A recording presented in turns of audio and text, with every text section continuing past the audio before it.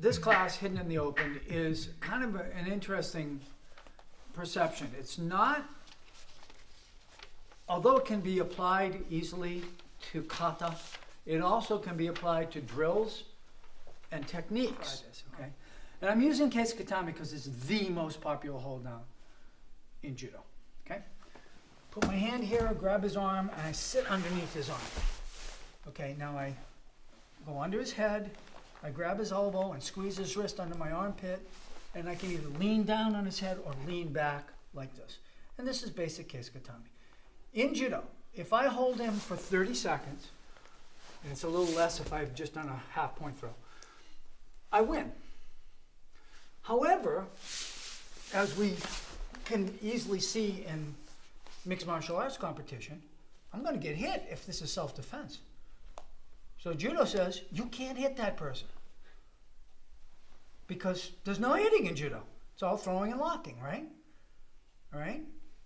So what's the idea? Wouldn't it make more sense if you lie on your stomach? Lie on your stomach. Ruin the mats. Wouldn't it make more sense to do this? I mean, he can tell right now he's toast, right? Yeah. Even if he can get this hand free, I can just crank his neck. Wouldn't this be a better Keisa Katami for self-defense? Wrist off if you like, it's up to you. But move in, lift your hands, and curve your fingers like this. Instead of vertical, it's slightly curved in, and drop your elbows at just a little bit of a bias, okay? Okay, you don't have to throw. Okay. And again, when you do this, the guy is floating so much he almost wants to go. Yeah. Right? That's just a smaller version of the same thing. Okay, now, because this is difficult to do, here's what I'm going to suggest you try. You're going to try one hand. That way you feel more comfortable moving in. So you go in, up, curve, and move in a little bit. And this is probably what you'll get. It's a quick and easy way to get the feel of it. So it's Aiki-age, but it's not a release. You're specifically not trying to release, you're trying to off balance. So what I did was this on its side. And you can do it actually more strippy. I don't think it was either one. There we go. Okay. Move your feet up with it. Try it. Don't do this. Okay. Move your foot up with it. 1, 2. Nice. Okay? Nice. You can do it, so you just don't do a hard start. Okay? So you basically have Sanseru. Right, that ending of Right? Sanseru. Right? Yeah. Okay, but you can also have done this. Okay. Now I would rather change the kata a little bit and get a smoother throw that I can use on bigger guys. So I'm going to use Jim because he's bigger than I am. I'm going to put you over here.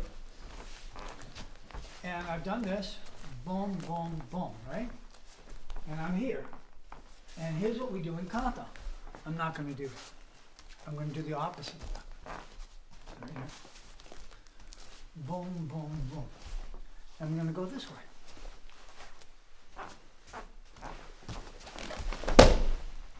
Now, once you have the form of a kata in the application, that means you don't have to stay with the form anymore because you understand how the movement works, right? So the kata restricts you to movement to teach you.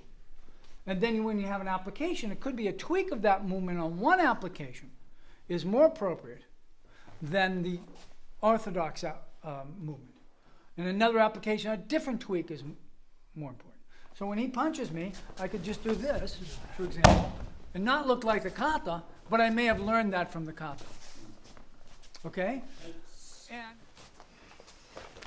And I'm using the straight lines because it tends to be easier for people to learn it, but once you've got it, it should be fluid and round. okay. Thanks, Nancy. All right, good. So now your job is to find an application for it. This is a tough one because this, except for, I think Steve is the only Wei-Chi stylist here. I know the Kata, but I'm not a Wei-Chi stylist. So none of us have experience with this, and that's why I'm picking this. This one. Go from outside. It's cooler.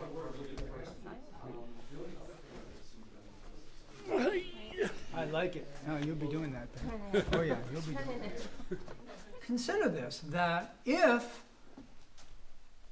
you don't know pressure points, and a lot of you do not know pressure points, consider the value that a distraction has in setting up what you know to be a weak point. Let's say you don't know anything about stomach 9, and you know, but the neck is weaker than the jaw, and the temple is weaker than the top of the head, right? So that you'd like to hit there. I go like this, what is he going to do? He's going to block it, right? So when he punches, I do my block, and why do I do this? What's going to happen to this arm when I do this? And that's going to give me that pressure point, whether it's a pressure point or not. So that would work better with this distracting movement, whether or not I know anything about the meridians. Right? So if we just go, right? Because I got a clean shot. So if anybody gives me a clean shot, in this case I earned the clean shot. If anybody gives me a clean shot, I have a better chance to knock him out than if he doesn't give me a clean shot. And that's something that's hidden in the open. Okay? Any questions? Everybody stand up. Once again, thank you very much. And take a look at the videos if you're interested in this. Next seminar is in March. Go on our website to check it out. It's the Yin and the Yang final seminar of the Principles and Concepts series. Any questions? Thank you all. Let's.